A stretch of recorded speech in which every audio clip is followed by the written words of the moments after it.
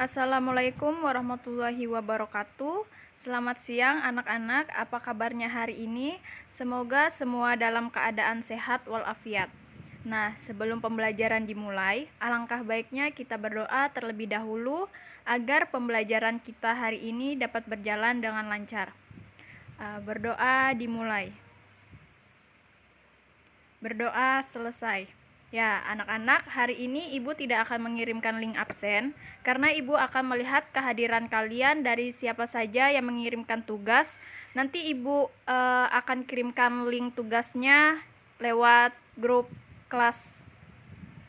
Nah, hari ini kita akan melanjutkan pembelajaran yang berjudul Pengaruh Interaksi Antar Ruang Terhadap Kehidupan di Indonesia. Pengaruh interaksi antar ruang terhadap kehidupan di Indonesia. Interaksi antar ruang ditandai dengan adanya perpindahan material atau non-material. Perpindahan material dapat terjadi dalam jarak dekat maupun jauh, mencakup antar daerah, antar pulau, bahkan antar negara. Perpindahan non-material, misalnya arus informasi juga dapat terjadi. Saat ini berbagai informasi sangat mudah tersebar. 1. Perkembangan pusat-pusat pertumbuhan. Interaksi antar ruang memicu pergerakan barang, manusia, dan informasi. Pergerakan barang yang ditunjukkan dengan adanya distribusi barang dari satu wilayah ke wilayah lain. Aktivitas perdagangan sangat penting dalam pemasaran produk untuk memenuhi kebutuhan masyarakat. Nah, pemusatan aktivitas yang berlangsung terus-menerus memicu munculnya pusat pertumbuhan baru. Pusat pertumbuhan merupakan titik temu berbagai kepentingan dalam pemenuhan kebutuhan baik barang maupun jasa. Pusat pertumbuhan yang berkembang akan membentuk daerah perkotaan. Contohnya, pusat-pusat pertumbuhan yaitu kawasan industri, kampus, dan pusat perbelanjaan. Pusat pertumbuhan akan memicu berbagai permukiman warung dan layanan jasa lain. Kondisi ini menyebabkan wilayah pusat pertumbuhan makin berkembang. Kepadatan permukiman pun makin bertambah dan daya dukung lingkungan berkurang. Yang kedua ada perubahan penggunaan lahan. Kebutuhan terhadap infrastruktur terbangun makin tinggi. Lahan merupakan salah satu unsur penting bagi suatu daerah. Penggunaan lahan disesuaikan dengan kebutuhan penduduk. Seiring berjalannya waktu, aktivitas penduduk makin meningkat sehingga kebutuhan olahan juga meningkat. Interaksi antar ruang yang dikaitkan dengan pusat pertumbuhan memicu perubahan penggunaan lahan. Lahan yang awalnya berupa lahan kosong diubah menjadi rumah toko. Kondisi tersebut tidak lepas dari peningkatan kebutuhan permukiman. Yang ketiga, perubahan orientasi mata pencarian.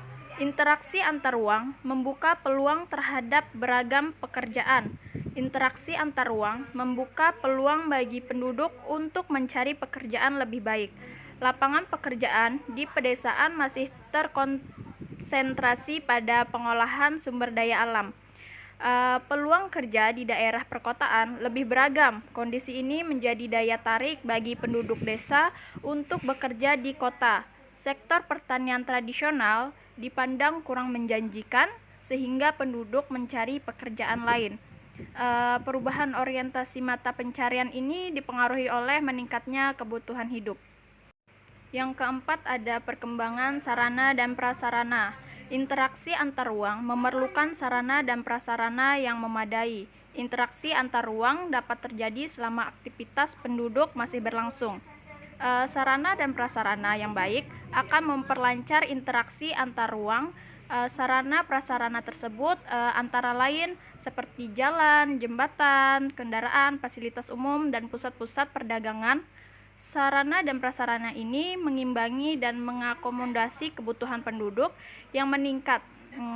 Peningkatan interaksi tersebut memerlukan sarana yang mencakupi dan memadai, sebagai contohnya seperti pembangunan kereta listrik jarak dekat dan MRT di Jakarta, serta jalur bebas hambatan di Papua dan Sumatera.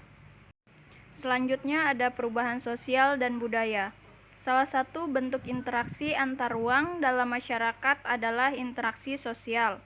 Interaksi penyebab terjadi perkembangan dan perubahan dalam masyarakat. Setiap individu akan menjalin interaksi sosial dalam kehidupan sehari-hari.